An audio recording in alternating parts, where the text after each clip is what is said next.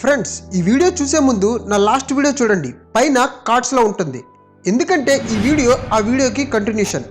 నా లాస్ట్ వీడియోలో నేను మీకు చెప్పాను మనందరం కలిసి కిరపత్ని ఎలా కాపాడాలో ఈ వీడియోలో చెప్తానని. అలానే ఈ వీడియోలో కిరపత్తో పాటు మన భూమిని గ్లోబల్ వార్మింగ్ నుంచి ఎలా కాపాడాలో చెప్తాను. యుఎన్ఓ దేశాలు, ఇందులో 174 దేశాలు, ఒక యూరోపియన్ యూనియన్ ఉంది. మొట్టమొదటిసారి వాతావరణ మార్పిడి మీద యుద్ధం ప్రకటించడానికి ఒక వేదికపైకి వచ్చి అన్ని దేశాలు ఒక కీలకమైన ఒప్పందం మీద సంతకాలు చేశాయి. దీనినే Paris agreement on climate changes అని పిలుస్తారు.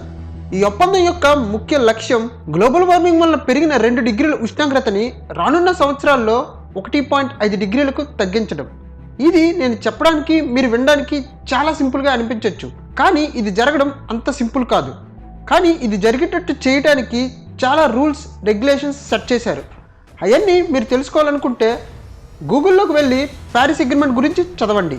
ఇంకా ఉష్ణోగ్రతను తగ్గించడం కోసం ప్రపంచ దేశాలన్నీ కలిసి ప్రతి సంవత్సరం $2.4 ట్రిలియన్ అంటే మన కరెన్సీలో 1,68,00,000 కోట్లు ఖర్చు చేయాలని నిర్ణయించాయి. మరి గవర్నమెంట్ ఇంత ఖర్చు చేస్తున్నా ఎవ్రీ ఇయర్ కార్బన్ ఎమిషన్స్ పెరిగిపోతున్నాయి. అసలు ఎందుకు పెరిగిపోతున్నాయి? లోపం ఎక్కడ ఉంది? ఇది నాకు వచ్చిన క్వశ్చన్. ఇప్పుడు మీలో చాలామందికి మీ మనసులో ఈ క్వశ్చన్ రైజ్ అయి ఉంటుంది. సో నేను ఒక స్టెప్ ముందుకు వెళ్ళి అసలు ప్రజలకు ఎంతవరకు గ్లోబల్ వార్మింగ్ పైన అవగాహన ఉందని స్టడీ చేస్తే అందరికీ కార్బన్ డైఆక్సైడ్ ఇంక్రీజ్ అవ్వడం వలన గ్లోబల్ వార్మింగ్ పెరిగిపోతుంది అని అనుకుంటున్నారు. కానీ ఇది 76% వరకు కరెక్ట్. మిగిలిన 24%లో 16% మీథేన్ది, 6% నైట్రస్ ఆక్సైడ్, దీనినే లాఫింగ్ గ్యాస్ అని పిలుస్తారు. ఇంకో 2% ఫ్లోరోఫ్లోరోకార్బన్స్. అంతవరకు ఎందుకు? నాకు ముందు వరకు ఇంతే తెలుసు. నేను ఏం అనుకునేవాడిని అంటే కార్బన్ డైఆక్సైడ్ తగ్గించాలంటే బైక్ నడపకూడదు, చెట్లు నరకకూడదు, ఫ్యాక్టరీస్ని మూసేయాలి, ఇలాంటివి అనుకునేవాడిని. మనందరికీ స్కూల్లో ఇవే నేర్పించారు. కానీ ఇవి ప్రాక్టికల్గా కుదురుతాయా అంటే ఖచ్చితంగా కుదరవు. ఇందుకే ఎవ్రీ ఇయర్ కార్బన్ ఎమిషన్స్ పెరిగిపోతున్నాయి. సో నేను డీప్గా స్టడీ చేసి ఫైనల్గా 5 బెస్ట్ ఈజీ సొల్యూషన్స్ కనుక్కున్నాను. ఈ 5 సొల్యూషన్స్ ఫాలో అయితే ఖచ్చితంగా కార్బన్ ఎమిషన్స్ తగ్గుతాయి. అలానే బోనస్గా మన ఖర్చు తగ్గుతుంది, ఆరోగ్యం పెరుగుతుంది. మరి ఆ సొల్యూషన్స్ చెప్పబోయే ముందు, నా పేరు భార్గవ్. ముందుగా ఈ వీడియో చూస్తున్న ప్రతి ఒక్కరికి చాలా థ్యాంక్స్. ఈ వీడియోని ఎండ్ దాకా చూడండి. ఈ వీడియో మీ లైఫ్లో యూజ్ అవుతుంది అనిపిస్తే నా ఛానల్ని సబ్స్క్రైబ్ చేసుకోండి. ఇంకా వీడియోలోకి వెళ్ళిపోదాం. ముందుగా గ్లోబల్ వార్మింగ్ తగ్గాలంటే కార్బన్ ఎమిషన్స్ తగ్గాలి. కార్బన్ ఎమిషన్స్ తగ్గాలంటే కార్బన్ ఫుట్ ప్రింట్స్ని తగ్గించాలి. అసలు కార్బన్ ఫుట్ ప్రింట్స్ అంటే ఏంటి? ఒక చిన్న కథతో ఎక్స్ప్లెయిన్ చేస్తాను, జాగ్రత్తగా వినండి. నేను ఒక షాప్కి యాపిల్ కొనడానికి వెళ్ళాను. అక్కడ 2 రకాల యాపిల్స్ ఉన్నాయి. ఇందులో ఒకటి ఇండియాలో పండింది, ఇంకొకటి అమెరికాలో పండింది.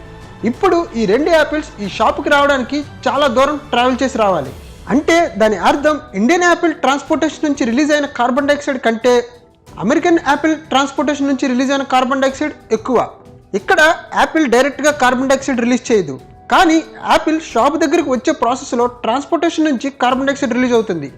ఎంత ఎక్కువ ట్రావెల్ చేస్తే ఆ యాపిల్ పైన అంత ఎక్కువ కార్బన్ ఫుట్ ప్రింట్స్ ఉన్నట్టు. ఇక్కడ నేను చెప్పిన కథలో ఇండియన్ యాపిల్తో కంపేర్ చేస్తే అమెరికన్ యాపిల్ మీద కార్బన్ ఫుట్ ప్రింట్స్ ఎక్కువ ఉన్నట్టు. ఐ హోప్ మీకు కార్బన్ ఫుట్ ప్రింట్స్ అంటే ఏమిటో అర్థమైంది అని అనుకుంటున్నాను. నేను చెప్పే నా మొదటి సొల్యూషన్ ఇదే. ఇకపైన మార్కెట్కి వెళ్ళి ఏదైనా వస్తువు కొనే ముందు 3 ప్రశ్నలు వేసుకోండి. మొదటి ప్రశ్న, ఈ వస్తువు ఎక్కడ తయారైంది? మన లోకల్లో పండే తయారైన వాటిని ప్రిఫర్ చేయండి. కాస్ట్ తక్కువ ఉంటుంది, అలానే మన లోకల్ ఎకానమీ బాగుపడుతుంది. అన్నిటికీ మించి గ్లోబల్ వార్మింగ్ తగ్గుతుంది. ఇక రెండవ ప్రశ్న, ఈ వస్తువు తయారు చేయడానికి ఎంత ప్రాసెస్ ఉంటుంది? ఎంత ఎక్కువ ప్రాసెస్ ఉంటే ఆ వస్తువు పైన అంత ఎక్కువ కార్బన్ ఫుట్ ప్రింట్స్ ఉన్నట్టు. నేచర్ నుంచి వచ్చే ప్రొడక్ట్ని ప్రిఫర్ చేయండి, ఫ్యాక్టరీస్లో తయారైన ప్రొడక్ట్ కంటే. మూడో ప్రశ్న, ఈ వస్తువు రీసైకిల్ చేయడానికి పనికొస్తుందా లేదా అని ఆలోచించండి. రీసైకిల్ చేయగలిగే ప్రొడక్ట్ని తీసుకోవడానికి ట్రై చేయండి. ఇక రెండవ సొల్యూషన్, ఫుడ్. మీరు తినే ఆహారాన్ని అస్సలు వేస్ట్ చేయొద్దు. మన దేశంలో పండిస్తున్న 100%లో 40% వేస్ట్గా పోతుంది. ఈ వేస్ట్ నుండి ఉత్పత్తి అయ్యే గ్యాసే మీథేన్.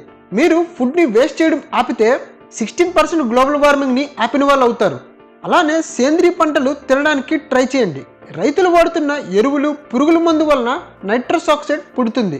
సో సేంద్రీయ పంటలను ప్రిఫర్ చేయండి. మీ ఇంటి దగ్గర స్థలం ఉంటే మీరే కూరగాయలను పండించడానికి ట్రై చేయండి. అలానే మీ ఇంట్లో ఎవరైనా రైతు ఉంటే వాళ్ళని సేంద్రీయ పంటలు పండించేటట్టు ఎడ్యుకేట్ చేయండి. అలానే నాన్ వెజ్ తినడం తగ్గించండి. వెజ్తో కంపేర్ చేస్తే non veg food carbon foot prints 20 times ఎక్కువ ఉంటాయి. మీరు ఎంత తక్కువ నాన్ వెజ్ తింటే గ్లోబల్ వార్మింగ్ అంత తగ్గించిన వాళ్ళు అవుతారు. ఇంకా నా మూడో సొల్యూషన్ ఎలక్ట్రిసిటీ. మీకు తెలుసా, కేవలం ఎలక్ట్రిసిటీ జనరేట్ చేయడం వల్ల మన అట్మాస్ఫియర్లో రిలీజ్ అవుతున్న కార్బన్ డైఆక్సైడ్ షేర్ అరౌండ్ 60%. మన ఇల్లు నడవాలంటే కరెంట్ కావాలి. ఫ్యాక్టరీస్, ఆఫీసెస్, ట్రాన్స్పోర్టేషన్ అంటే ట్రైన్స్, వీటన్నిటికీ కరెంట్ కావాలి. మనం చేసే చిన్న చిన్న పనులు ఎంతో ఇంపాక్ట్ క్రియేట్ చేస్తాయి. ఫర్ ఎగ్జాంపుల్, మీ ఇంట్లో ఏసీ ఉంటే ఏసీ టెంపరేచర్ని 24 degrees అంతకన్నా పైన సెట్ చేయండి. దీనివలన మీ కరెంట్ బిల్ మిగులుతుంది. అలానే ఏసీల నుంచి ఉత్పత్తి అయ్యే క్లోరోఫ్లోరోకార్బన్స్ తగ్గుతాయి. అన్నిటికీ మించి గ్లోబల్ వార్మింగ్ తగ్గుతుంది. అలానే మీ ఇంట్లో ఉన్న లైట్స్ అన్నిటినీ ఎల్ఈడీలతో మార్చండి. ఇంకా ఇకపైన ఏదైనా ఎలక్ట్రిక్ వస్తువు కొనే ముందు 5 star రేటింగ్ ఉండేటట్టు చూసుకోండి. దీనివల్ల మీ కరెంట్ సేవ్ అవుతుంది. అలానే గ్లోబల్ వార్మింగ్ తగ్గుతుంది. ఇక నా నాలుగో సొల్యూషన్, ఎక్కడికైనా ట్రావెల్ చేసేటప్పుడు పబ్లిక్ ట్రాన్స్పోర్ట్ యూస్ చేయండి. అందులో ఫస్ట్ ప్రిఫరెన్స్ ట్రైన్కి ఇవ్వండి. మీకు తెలుసా, ఒక కార్ సంవత్సరానికి యావరేజ్గా 6 టన్నుల కార్బన్ డైఆక్సైడ్ మన వాతావరణంలోకి రిలీజ్ చేస్తుంది. ప్రపంచం అంతటా కేవలం ఓన్ వెహికల్స్ వలన రిలీజ్ అవుతున్న కార్బన్ డైఆక్సైడ్ షేర్ 60%. అలానే దగ్గరలో ఉన్న మార్కెట్కి బైక్ బదులుగా సైకిల్ కానీ వాక్ ట్రై చేయండి. ఇలా చేస్తే మీ హెల్త్ ఇంప్రూవ్ అవుతుంది, గ్లోబల్ వార్మింగ్ తగ్గుతుంది. ఇక నా ఐదో సొల్యూషన్ వాటర్ వేస్ట్. అసలు వాటర్ వేస్ట్కి గ్లోబల్ వార్మింగ్కి ఏమిటి సంబంధం అని అనుకుంటున్నారా? ఉంది. ఒకప్పుడు భూమి నుంచి వాటర్ తోడుకోవడానికి బావులు, హ్యాండ్ పంప్స్ ఉండేవి. కానీ ఇప్పుడు ప్రతి ఇంటికి ఒక బోర్, వాటర్ పైకి తోడుకోవడానికి ఎలక్ట్రిక్ పంప్. భూగర్భ జలాలు రోజు రోజుకి అడుగంటిపోతున్నాయి. సో దాని రిజల్ట్ మన భూ ఉష్ణోగ్రత పెరుగుతుంది. నేను కొన్ని టిప్స్ ఇస్తాను. ఇవి పాటిస్తే మీ వాటర్ వినియోగం 50% తగ్గుతుంది. మనం పొద్దున్న నిద్ర లేచేటప్పటి నుంచి మరలా రాత్రి పడుకునేదాకా ప్రతి చోట వాటర్ని సేవ్ చేయొచ్చు. ఫర్ ఎగ్జాంపుల్, మీరు బ్రష్ చేసేటప్పుడు ట్యాప్ వాటర్ బదులుగా మగ్ని యూజ్ చేయండి. ఇలా చేస్తే 10 liters వాటర్ని సేవ్ చేసిన వాళ్ళు అవుతారు.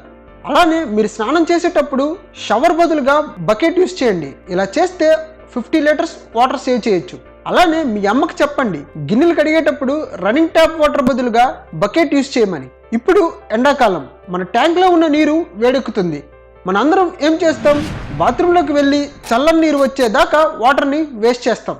దీని బదులుగా పొద్దున్నే మీ బకెట్లో చల్లని నీరు స్టోర్ చేసుకోండి. ఇలా చేస్తే వాటర్ చాలా సేవ్ చేయొచ్చు. ఇంకా ఇలా చాలా ఉంటాయి. మీరే ఒక్కసారి ఆలోచించండి. ఇవన్నీ చేస్తే చాలా వాటర్ సేవ్ అవుతుంది. అలానే కరెంట్ సేవ్ అవుతుంది. దీనికి తోడుగా ప్రతి నెల మన కరెంట్ బిల్ సేవ్ అవుతుంది. అన్నిటికీ మించి గ్లోబల్ వార్మింగ్ తగ్గుతుంది. ఫైనల్గా మనందరం మన లైఫ్లో చిన్న చిన్న మార్పులు చేసుకొని ఇప్పుడు పెరిగిపోతున్న గ్లోబల్ వార్మింగ్ని 1.5 degrees తగ్గించగలిగితే మరో 30 సంవత్సరాల్లో క్లైమేట్ చేంజెస్ వలన చనిపోయబోయే 2 కోట్ల మందిని కాపాడిన వాళ్ళం అవుతాం. దీంతో పాటుగా ఎండలు తగ్గుతాయి. ఎప్పుడు పడితే అప్పుడు సంభవించే ప్రకృతి వైపరీత్యాలు తగ్గుతాయి.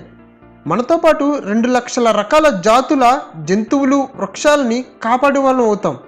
ఇంకా సముద్ర నీటి మట్టం పెరగదు. అంటే దాని అర్థం కిరవత్ లాంటి ప్రపంచంలో ఎన్నో దేశాలు మన నెక్స్ట్ జనరేషన్స్ చూస్తారన్నమాట. ఈ వీడియో చూసి మీరు ఒక లైక్, కామెంట్ చేస్తే ఏమీ ఉపయోగం లేదు. మీ చుట్టుపక్కల వారికి గ్లోబల్ వార్మింగ్ ఎంత డేంజరో చెప్పి వాళ్ళని ఎడ్యుకేట్ చేయండి. ఇది ఒక్కటే నా సైడ్ నుంచి రిక్వెస్ట్. ఫైనల్గా మన భవిష్యత్, మన రాబోయే తరాల భవిష్యత్ మన చేతుల్లో ఉంది. ఇంకా మీ ఇష్టం. మళ్ళీ నా నెక్స్ట్ వీడియోలో కలుద్దాం. అంతవరకు బాయ్ బాయ్, టేక్ కేర్, జై హింద్.